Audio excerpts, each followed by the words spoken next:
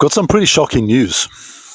I heard an interview recently, some very small YouTube channel, some guy with connections to the Israeli intelligence agencies. And he mentioned some people in Kamala's team that are connected to jihadist groups or they're seriously anti-Semitic. So I started researching them, and it was a rabbit hole. I've been researching it for a few days. I still can't believe what I found. If you're a Democrat, I'm really sorry because this ain't good news, but you're going to want to hear it. Anyway, all the challenges that Israel's been having with the Biden administration really make sense. Not everyone realizes how devastating that administration's been for Israel in this war, but that's for another video. But for now, let's take a look at the people that I found in the administration. This is Maher Bear. He's the Deputy Assistant to the President and the Coordinator for Intelligence and Defense Policy at the National Security Council. That's a very influential position. He's a Palestinian American and a former board member of Students for Justice in Palestine. That's one of the most prominent campus hate groups. They're associated with the Muslim Brotherhood, and that's an Egyptian Islamic supremacy organization whose stated goal is to spread Islam around the world and raise the flag of jihad. That's their words. Hamas is an offshoot of them.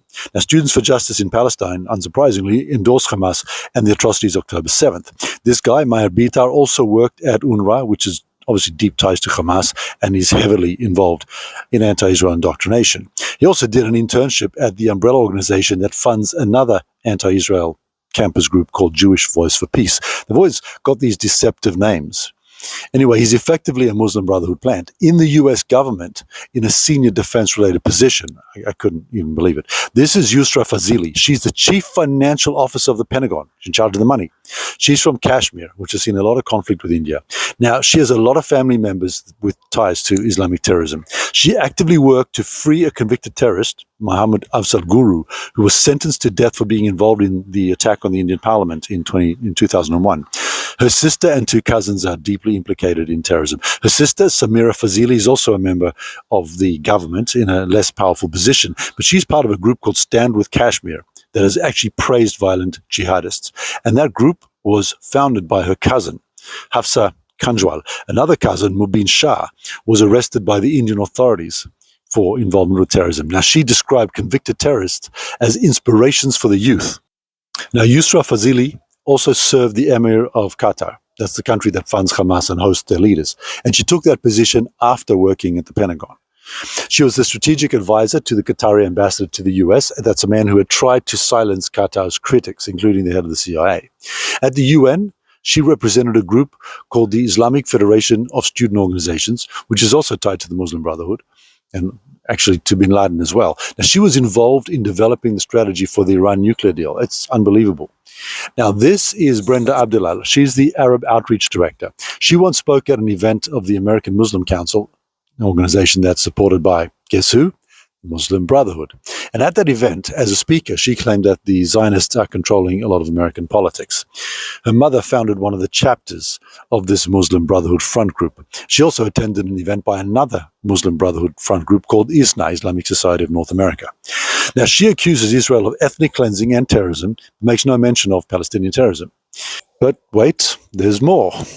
This is Nazrin Bari. She's Kamala's deputy counsel. Very high position. She's an Afghan migrant who escaped the Taliban. Now, you'd think she'd appreciate the freedom of the West and the oppression of the fundamentalist Islamic groups, but no, she's actually fought against Jewish students who have been fighting against anti-Semitism. She accused them and Jewish organizations of organized legal bullying for suing universities. I guess she feels that the intimidation and harassment of Jewish students is okay. She called the Jewish students the aggressors, and she made a request to the UN Human Rights Commission to stop the Department of Education from investigating allegations of anti-Semitism. And she ridiculed the idea that calling for the destruction of Israel was threatening. She also signed a petition claiming that the lawsuit by Jewish students was threatening the speech of Students for Justice in Palestine, a group connected to the Muslim Brotherhood. You'll see they're everywhere. So you want more? I'll give you one more, but there are actually many. This is Mazen Basrawi. He's Biden's current Muslim liaison. In 2010, he attended an event by ISNA, the Islamic Society of North America, again affiliated with the Muslim Brotherhood, and this event featured a number of individuals with ties to extremism. One of the unindicted co-conspirators in the World Trade Center bombing was honored at the event. His name is Imam Siraj Wahaj. Another individual present was Tariq Ramadan. Get this, he's the grandson of the founder of the Muslim Brotherhood. He's been charged with rape 5 times, and he's often justified terrorist tactics. which is no surprise. And Hamza YF is a man who defended Omar Abdel Rahman. Now, you may remember him. He's the man known as the Blind Sheikh. He was convicted for his involvement in the 1993 World Trade Center bombing. Now, Mazen Basrawi also challenged the materials and tactics that were used by counterterrorism experts in the US. He worked to censor the training materials on Islamic terrorism.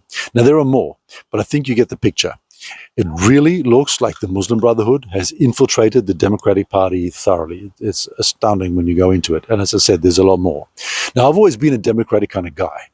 But a few years ago, I realized that the Dems that I'd always loved were gone. In their place was a group of Marxists and people tied to Islamic supremacy. I just didn't realize how bad things really were. But I grieved that loss at the time. It was hard. So I get that it may be hard for you too. But the Dems are over. They've been infiltrated by the Muslim Brotherhood and people who support them. And the Muslim Brotherhood's a very clever and dangerous organization. Now, this is obviously devastating for Israel, but it's also, and mainly, a huge threat to America. You may or may not like Trump, but whatever you think of him, he's not even in the same universe as these people. The Muslim Brotherhood are a very brutal, evil organization, and you do not want to see what they can do. If you haven't already been keeping track of what's going on in Europe and the UK, I recommend it. They've got more violent crime and sexual crime than they've ever had in history. Watch Tousi TV, Tousi, on YouTube, or GB News. You get a picture of what's going on in Europe and the UK, and that's what could be coming to America. Your vote matters way, way more than you think.